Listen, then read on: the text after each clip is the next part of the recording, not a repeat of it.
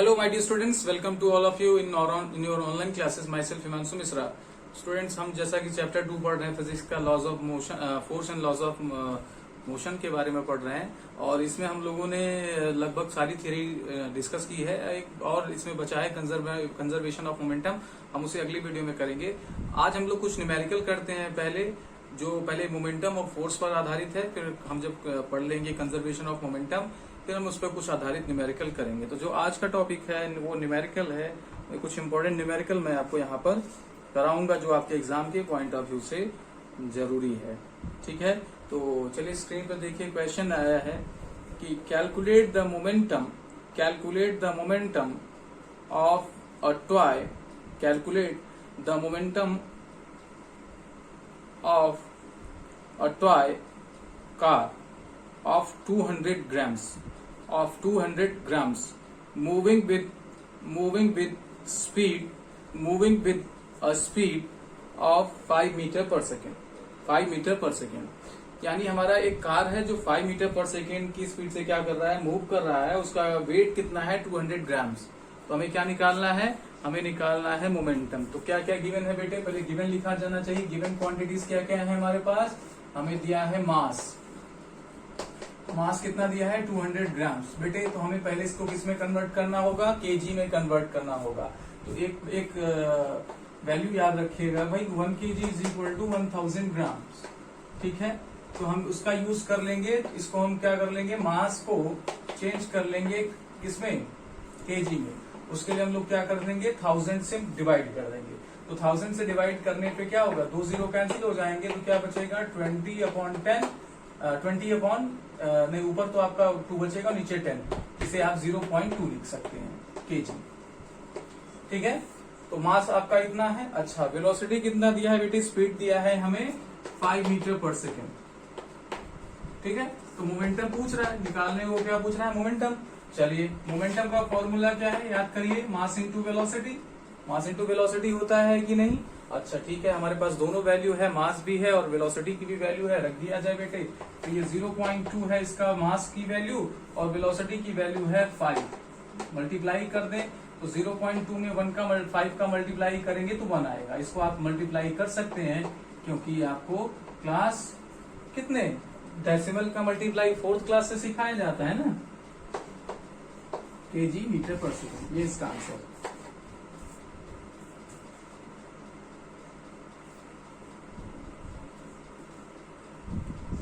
जल्दी से आप लिखिए तो ये आपके लिए काफी यूजफुल होने वाला है।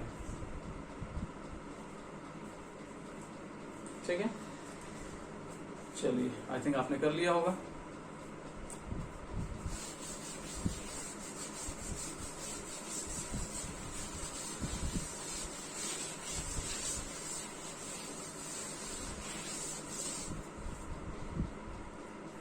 नेक्स्ट क्वेश्चन में मूव करते हैं। नेक्स्ट क्वेश्चन आपके स्क्रीन पे देख सकते हैं।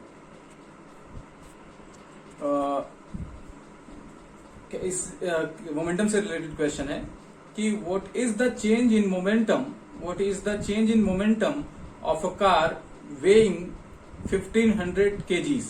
What is the change in momentum of a car weighing 1500 kg when its speed increases from 36 km per hour, when its speed increases from 36 km per hour to 72 km per hour uniformly। Okay, तो question ये कह रहा है कि हमारे पास क्या है, एक कार है जिसका वेट कितना है, लगभग 1500 kg है। ये पहले क्या कर रहा है, 36 किलोमीटर आवर से 72 किलोमीटर पर आवर की स्पीड को अटेन कर रहा है। ठीक है, तो ऐसे में हमें क्या करना है, चेंज इन मोमेंटम कैलकुलेट करना है। तो चलिए लिखते हैं बारी बारी से। गिवन जो बातें पहले गिवन है वो लिख लेना चाहिए, इससे हमारा कंफ्यूजन दूर हो जाता है। मास ऑफ कार कितना दिया है बेटे, आप देखिए आपने कॉपी में लिखा होगा 1500 केजी में दिया है, तो कोई दिक्कत ही नहीं, हमें चेंज करने की जरूरत नहीं। अब कार क्या है, इसकी इनिशियल वेलोसिटी कुछ और है, फाइनल कुछ और है। तो पहले इनिशियल वेलोसिटी लिखा जाए।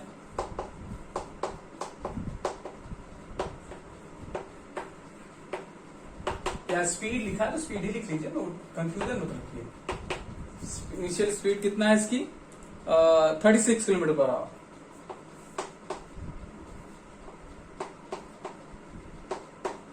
और फाइनल स्पीड जो आफ्टर सम टाइम होने वाला है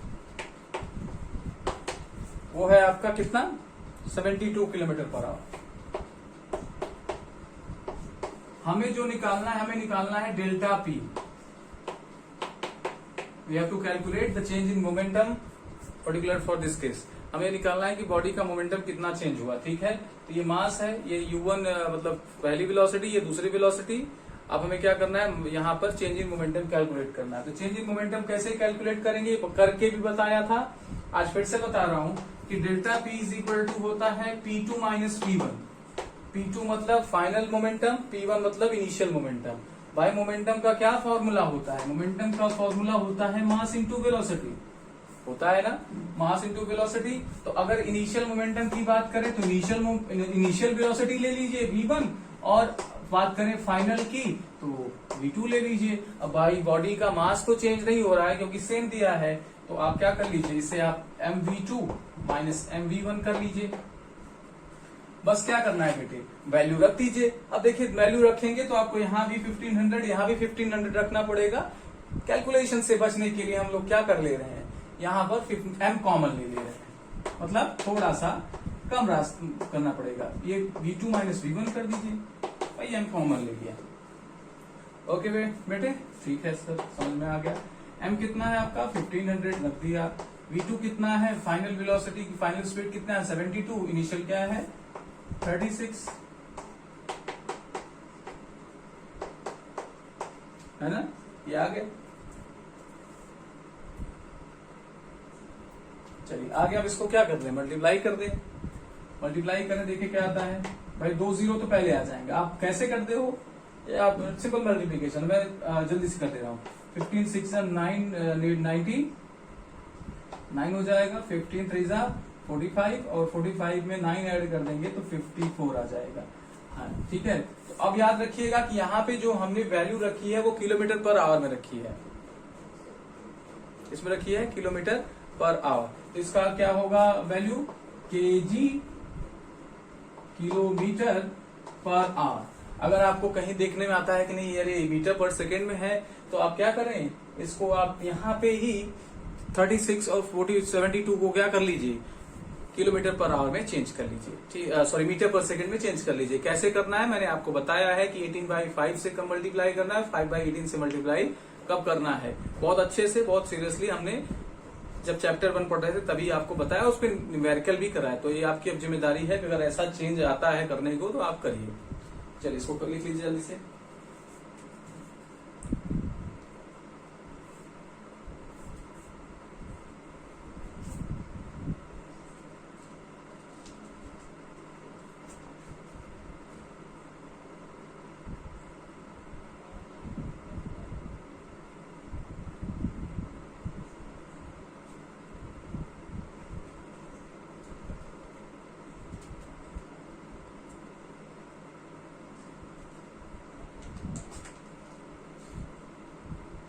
चलिए आई थिंक आपने लिख लिया होगा। अब चलते हैं कुछ फोर्स पर आधारित न्यूमेरिकल करते हैं, questions on based on force concept.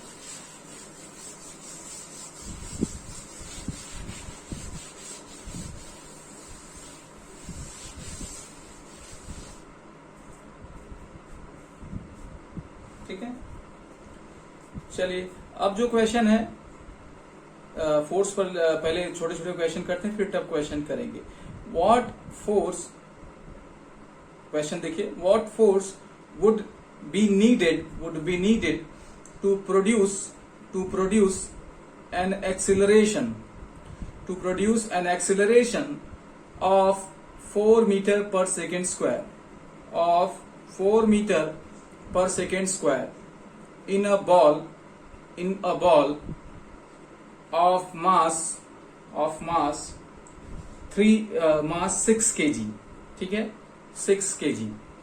Question क्या कह रहा है बेटे, क्वेश्चन ये कह रहा है कि हमें क्या करना है, फोर्स लगाना है किसी ऑब्जेक्ट पे, और फोर्स जिस ऑब्जेक्ट पे लगाया जा रहा है वो है 6 kg, और उसका एक्सीलरेशन जो प्रोड्यूस होना है वो 4 metre per second square, according to question, है ना। तो पूछ रहा है कि वो फोर्स का अमाउंट कितना होना चाहिए। तो क्या क्वेश्चन देखिए क्या दिया है आपको, मास दिया है, मास कितना दिया है 6 kg दिया है। अच्छा एक्सीलरेशन भी दिया है 4 metre per second square, 4 metre per second square. अब आपसे पूछ क्या रहा है बेटे, फोर्स पूछ रहा है। तो फोर्स क्या होता है, मास इंटू एक्सीलरेशन होता है कि नहीं, मास इंटू एक्सीलरेशन होता है कि नहीं। तो मास हमारा क्या है 6 kg है और एक्सीलरेशन कितना है 4, कितना हो गया 24।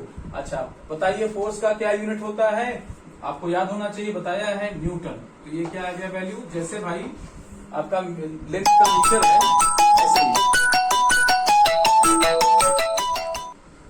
तो बच्चे चले नेक्स्ट क्वेश्चन देखते हैं हम लोग। Calculate the force required to impart, calculate the force required to impart to car a velocity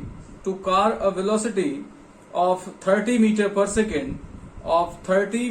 second in 10 seconds starting from rest full stop. The mass of the car is 1500 kg. The mass of the car is 1500 kg. Okay, question को carefully note करिए, फिर इसकी calculation करते हैं। ठीक है, चलिए कर लिया आपने। अब क्वेश्चन क्या कह रहा है कि हमारे पास एक कार है जिसकी 10 सेकेंड में स्टार्टिंग फ्रॉम रेस्ट, मतलब शुरू में वो क्या है रुका हुआ है, और जैसे उसने चला और इस चलने के जस्ट 10 सेकेंड बाद उसकी स्पीड जो है वो बढ़ के कितनी हो गई 30 मीटर पर सेकेंड। कितनी हो गई बेटे 30 मीटर पर सेकेंड हो गई। ओके, तो इसके बाद पूछ रहा है कि अगर मास 1500 kg है तो हमें ये निकालना है कि कैलकुलेट द फोर्स कितना होने वाला है। ओके, तो अब देखिए हमारे पास क्या गिवन है और क्या पूछ रहा है, इन दोनों की बातों को अगर हम एनालाइज कर लें तब हम लोग ये फॉर्मूला लगा सकते हैं कि हाँ ये फॉर्मूला लगाएंगे बेटे तो क्वेश्चन का आंसर आ जाएगा। इसलिए हमें पहले ये एनालाइज करना बहुत जरूरी है कि क्या पूछ रहा है और क्या दे रहा है। ठीक है, तो चलिए देखते हैं क्या क्या पूछ रहा है और क्या क्या दे रहा है। तो हमें जो क्वांटिटी दे रही है वो दे रही है मास ऑफ द कार। मास कितना दे रहे हैं 1500 kg। मास कितना दे रहे हैं बेटे 1500 kg दे दिया। अच्छा velocity they, initial velocity starting from rest मतलब इनिशियल वेलोसिटी कितना दे रहे हैं, इनिशियल वेलोसिटी आपका u होता है, तो u कह रहे हैं 0 है। और 10 सेकेंड्स में बेटे आफ्टर 10 सेकेंड, इन 10 सेकेंड्स वेलोसिटी बढ़ के क्या हो जा रही है 30 मीटर पर सेकेंड। ठीक है, तो फाइनल वेलोसिटी कितनी दे रहे हैं 10 metre per second, I am sorry 30 metre per second. और इसमें जो टाइम लग रहा है t वो लग रहा है 10 सेकेंड्स। एंड क्वेश्चन में पूछ रहा है कि रिक्वायर्ड फोर्स कितना होने वाला है, फोर्स की वैल्यू कितनी होने वाली है। अब आप बताओ, आपके फोर्स का फॉर्मूला आपको अगर याद हो तो आपको याद होना चाहिए कि मास इंटू एक्सीलरेशन होता है। तो मास तो दिया है बेटे 1500 kg, हाँ सर दिया है, बट एक्सीलरेशन नहीं दिया। लेकिन एक्सीलरेशन निकालने के लिए कुछ और वैल्यूज दी हैं जिसका हम लोग हेल्प लेके एक्सीलरेशन क्या कर सकते हैं, कैलकुलेट कर सकते हैं। कैसे देखते हैं, हमारे पास इनिशियल वेलोसिटी दी है, फाइनल वेलोसिटी दी है और टाइम दिया है। तो हम इक्वेशन ऑफ मोशन याद करिए, उसमें ऐसे ही क्वेश्चंस तो थे जिसमें हम लोग क्या कि इनिशियल और फाइनल वेलोसिटी टाइम वगैरह दिया रहता था, तो या तो एक्सीलरेशन या तो डिस्टेंस या इनमें से कोई एक मिसिंग क्वांटिटी पूछता था। तो यहाँ पे हमें क्या करना होगा, पहले एक्सीलरेशन निकालना होगा। क्यों, क्योंकि हमें फोर्स निकालना है। तो फर्स्ट इक्वेशन ऑफ मोशन हम लोग क्या कर सकते हैं, यूज कर सकते हैं। अगर आपको प्रॉब्लम है कि कौन सा यूज करेंगे बेटे, तो पहले तीनों को लिख लेना चाहिए। तो पहला है v is equal to u plus at, दूसरा क्या है s is equal to u t plus half at square, याद है ना, ठीक है। और तीसरा क्या है v square is equal to u square plus 2as। तीन इक्वेशन से याद है ना, ठीक है। चलिए अब अगर आप देखिए तो आपको क्या निकालना है, आपको निकालना है a। तो a किसमें अवेलेबल है, इसमें भी है, इसमें भी है, इसमें भी है। बड़ा असमंजस की कौन सा लगाएं। अच्छा फिर दिया क्या क्या है, दिया है u v t। तो u और v और t तीनों एक साथ कहां पर हैं, आप देख सकते हैं यहाँ पर है। इसमें u है तो v नहीं और v है तो u नहीं, तो इसका दूसरा यूज भी नहीं है क्योंकि बेटे इसमें s है, डिस्टेंस हमें निकालना नहीं, हमें एक्सीलरेशन निकालना है। That is why we will choose the first equation of motion and which is v is equal to u plus at. Okay, values put कर दिया जाए. v आपका कितना है 30 है, रख दिया. u कितना है बेटे, you can see u is 0. a कितना है, एक्सेलरेशन हमें कैलकुलेट करना है, time is given in 10 seconds. Okay, चलिए अब हम देखिए 8a into 10 is equal to 30. a into 10 is equal to कितना है 30. a कितना हो जाएगा बेटे, हम 10 यहाँ पे a के साथ मल्टीप्लाई में है, उधर जाएगा डिवाइड में हो जाएगा, तो कैलकुलेट कर लेंगे तो कितना आ जाएगा 3. एंड एक्सीलरेशन का जो यूनिट होता है वो होता है मीटर पर सेकेंड स्क्वायर. तो एक्सीलरेशन की वैल्यू कितनी आ गई 3 metre per second square. Now we will calculate the amount of the force according to the formula F is equal to ma.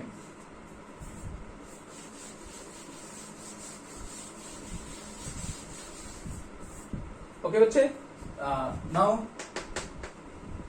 Force is equal to mass into acceleration. Force हमें calculate ही करना है. मास क्या है हमारा, मास हमारा 1500 kg है, देखिए, और एक्सेलरेशन हमारा कितना है 3 metre per second square. 3 metre per second square, तो 3 रख दिया. अब इसको जब सॉल्व करेंगे तो 15 इंटू 3 कितना होने वाला है 4500 न्यूटन. तो this is the answer of this question. Okay बच्चे,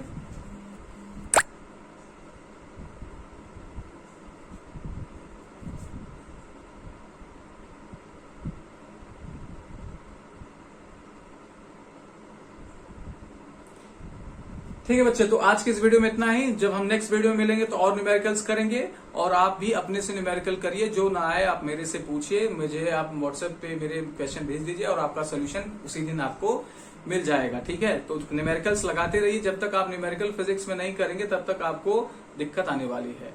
okay my dear students, I hope all आप सही होंगे और घर पे रह के पढ़ाई कर रहे होंगे. चलिए आज के लिए इतना ही. Thank you very much.